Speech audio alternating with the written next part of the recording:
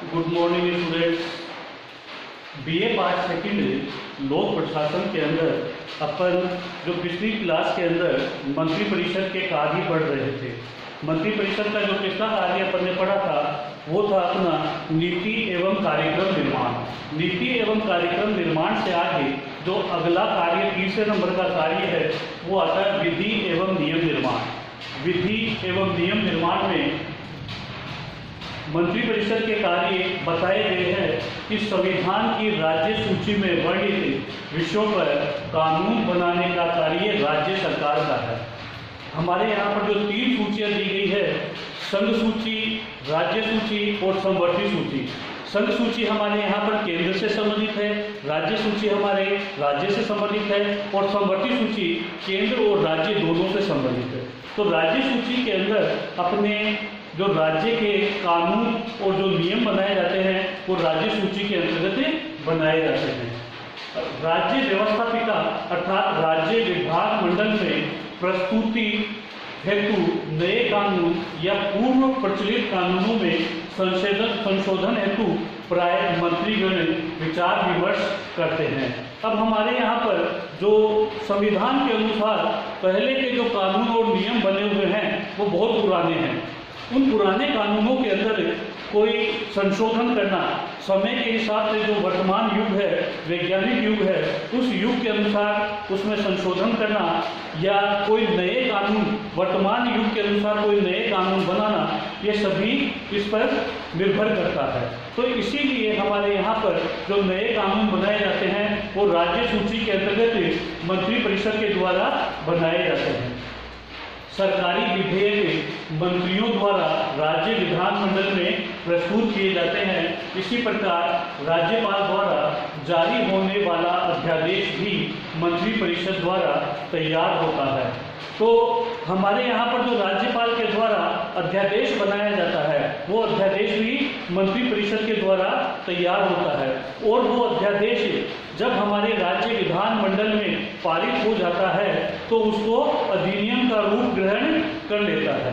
तो अध्यादेश को जब विधानमंडल में पारित होने के पश्चात अधिनियम का रूप बन जाता है।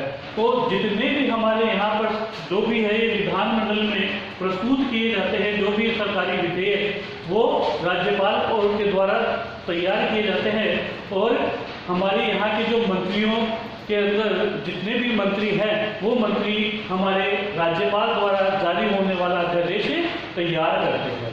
इसके बाद में चौथे नंबर का अपन कार्य देखें बजट संबंधी कार्य करना।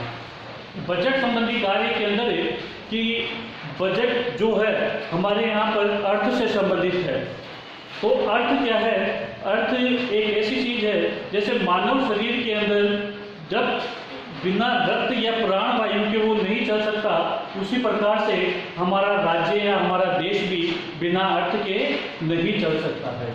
इसी प्रकार राज्य सरकार के कार्यों को सफलतापूर्वक संचालित करने के लिए प्रत्येक वर्ष आय और व्यय का जो विवरण तैयार किया जाता है वह बजट कहलाता है और ये बजट बनाने का प्रमुख कार्य राज्य स्तर पर हमारे राज्य की मंत्री परिषद का है।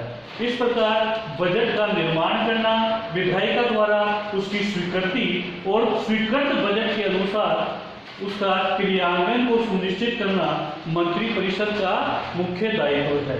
तो अब हमारे यहाँ पर हमारे भारत देश के अंदर जो बजट बनता है वो 1 अप्रैल से लेकर 31 मार्च तक होता है, जिसे वित्तीय वर्ष कहा जाता है। इस वित्तीय वर्ष के अंदर हमारी सरकार, केंद्र देखो या राज्य देखो, दोनों का ही अपना अपना बजट तैयार किया जाता है। अब इसके अंदर बजट के अंदर मंत्री परिषद के जितने भी सदस्य होते हैं, क्योंकि हमारे यहाँ पर प्रत्येक विभाग के शीर्ष पद के ऊपर एक राजनीतिक मंत्री होता है, वो मंत्री परिषद का एक भाग होता है।